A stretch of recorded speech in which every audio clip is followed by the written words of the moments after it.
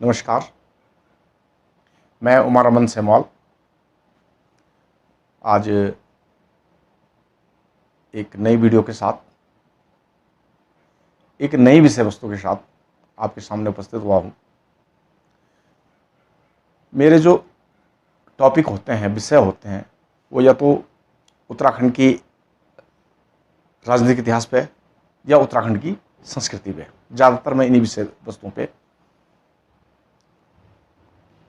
चर्चा करता हूँ। और आज का विषय है हिमालय की रक्षक भगवती माँ चंडिका पे। माँ चंडिका, माँ चामुंडा, महाकाली, ये सब माँ भगवती के ही नाम हैं। यद्यपि देवियाँ कुल के अनुसार बटी होती है। माँ आदिशक्ति जगदम्बा के जो 3 रूप हैं, महाकाली, महालक्ष्मी और महासरस्वती, प्रथम चरित्र, मध्यम चरित्र और उत्तम चरित्र, जो भगवती सप्तशती में जिनका वर्णन आता है, मार्कंडेय पुराण में जिनका वर्णन आता है। तो मैं जिस चरित्र की आज चर्चा कर रहा हूं वो वस्तुतः उत्तम चरित्र है मां भगवती का,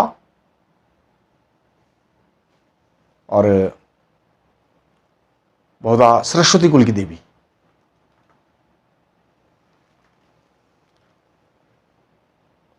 और ये चरित्र है दुर्गा सप्तशती के 5वें, 6ठे, 7वें अध्याय से, मां कौत्सुकी देवी के उत्पन्न से चंडमुंड के वध तक का। यह महाकाली का चरित्र है। महाकाली को ही मां चंडिका भी कहते हैं। तो इस टॉपिक पे चर्चा करने से पहले मैं ये कहना चाहूँगा कि हिमालय की रक्षक देवी मैंने माँ भगवती चंडिका को क्यों कहा गया। नेपाल से लेकर कश्मीर तक यदि हम मूल्यांकन करते हैं विभिन्न सिद्धपीठों का, विभिन्न मंदिरों का, तो बहुधा ग्रामों से दूर एक अलग मंदिर होता है माँ भगवती चंडिका का, एक अलग चरित्र होता है माँ भगवती चंडिका का।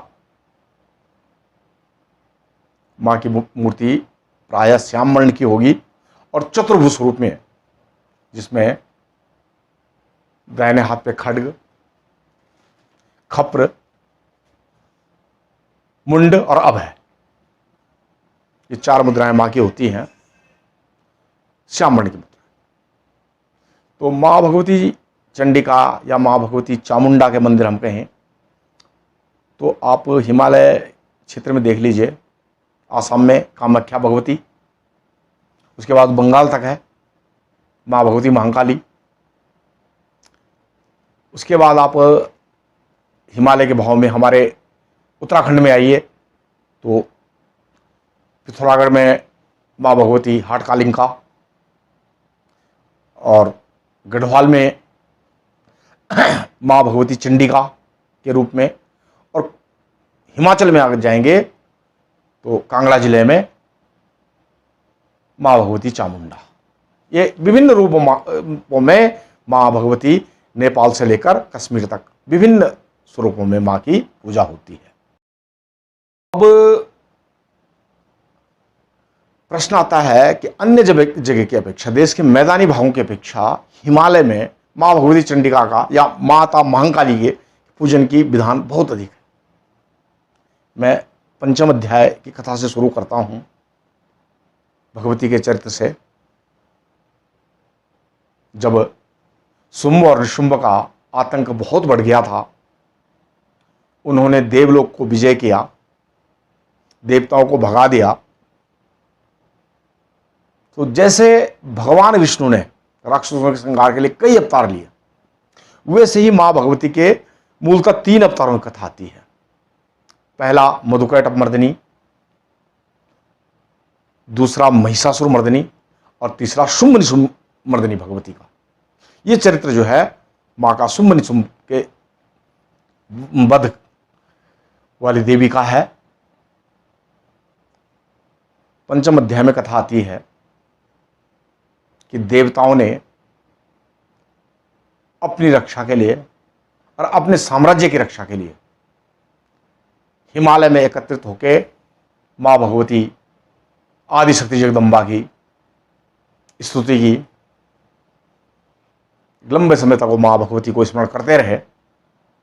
तो एक दिन माता गौरा जी यानी पार्वती जी हिमालय में गंगा के तट पे स्नान करने जा रही थी। हिमालय में गंगा के तट पे स्नान करने जा रही थी। ये बहुत स्पष्ट कथा है।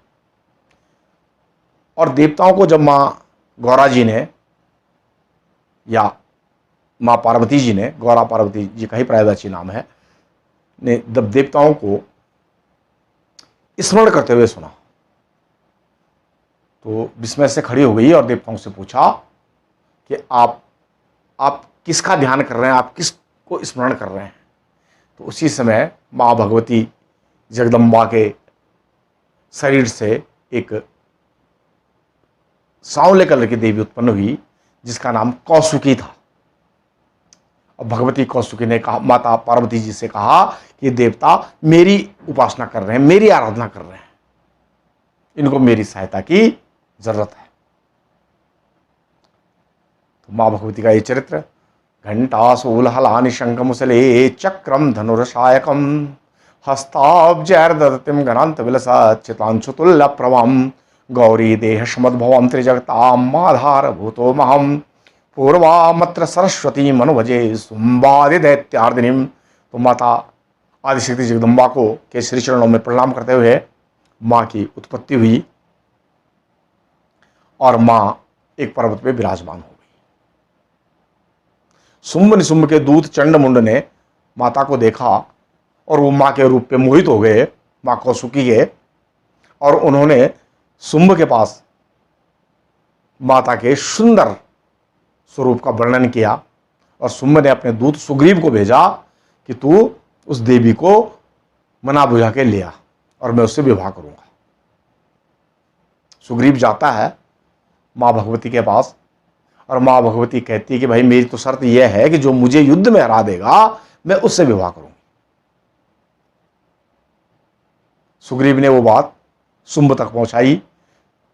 शुंभ ने अपने सेनापति धूम्रलोचन को भेजा कि अगर वो अपनी इच्छा अनुसार आ जाए वो देवी तो ठीक है, नहीं तो उसको बाल से पकड़ के खींचते हुए लाना।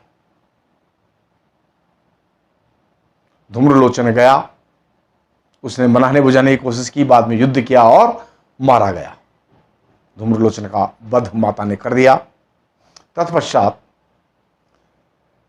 शुंभ ने अपने दो सेनापति चंड और मुंड को मां भगवती के अपहरण हेतु भेजा, लेकिन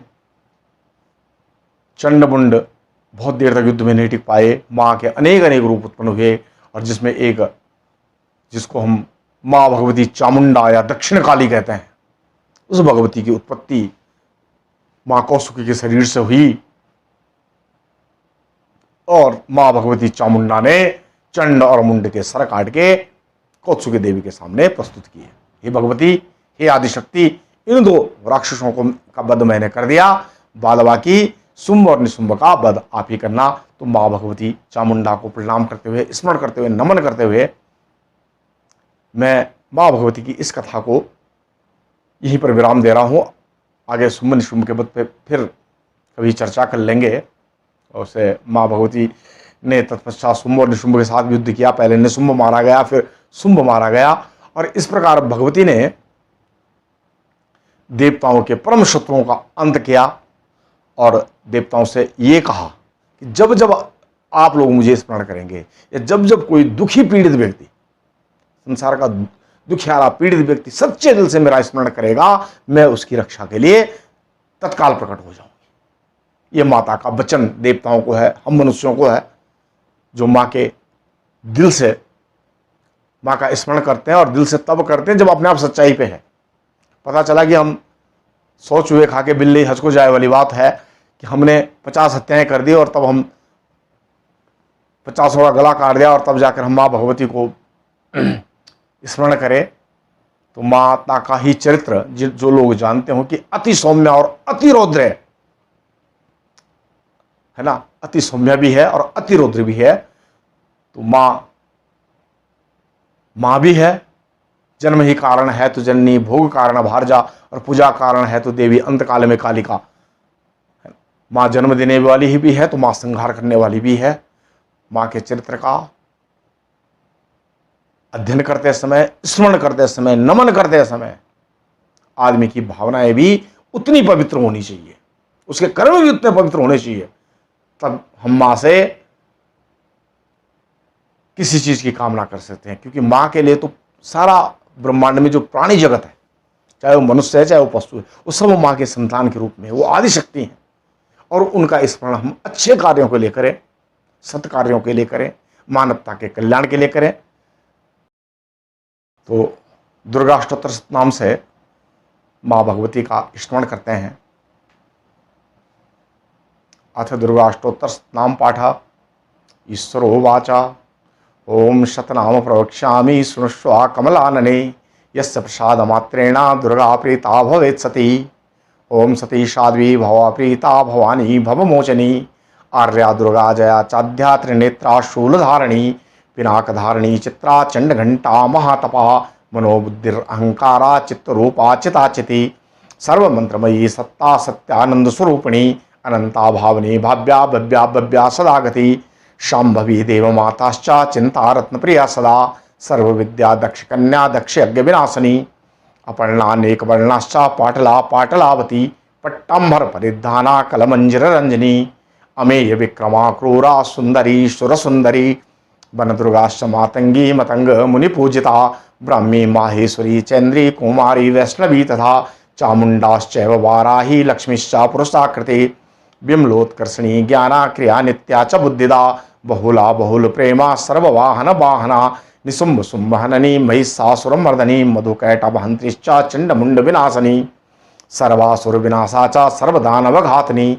सर्वशास्त्रमयी सत्या सर्वास्त्रधारिणी तथा अनेक शस्त्रहस्ताश्च अनेकास्त्रस्य धारिणी कुमारी चैककन्याश्च कैशोरी युवती यति अप्रोढ़ाश्चैव प्रौढ़ाश्च वृद्धमाता बलप्रदा महोदरी मुक्तकेशी घोर रूपा महाबला अग्निज्वाला रौद्रमुखी कालरात्रि तपस्विनी नारायणी भद्रकाली विष्णुमाया जलोदरी शिवदूती करालिश्चा अनंता परमेश्वरी कात्यायनिश्च सावित्री प्रत्यक्ष ब्रह्मवादिनी या इदं प्रपटे नित्यं दुर्गा नाम शताष्टकं न सद्यं विद्यते देवी त्रिषु पार्वती धनं धान्यं सुतं जायं हयं हस्तेनमेव च चतुर्वर्गे तथा चान्ते लभ्येन मुक्ति च शाश्वतीं कुमारी पूज्यत्वा तो ध्यात्वा देवी सुरेश्वरी पूजेत परया भक्ता पठे नाम शताष्टकं तस्य सिद्धिर्भवेत् देवी सर्वेश्वरवरैरपि राजनो दास्तां यन्ति राजाश्रयं वाप्नुयात् गौरोचनालक्तकुकुङ्कुमेनं सिन्दूरकर्पूरमधुत्रेणं विलिख्य यंत्रं विधिना विधिज्ञो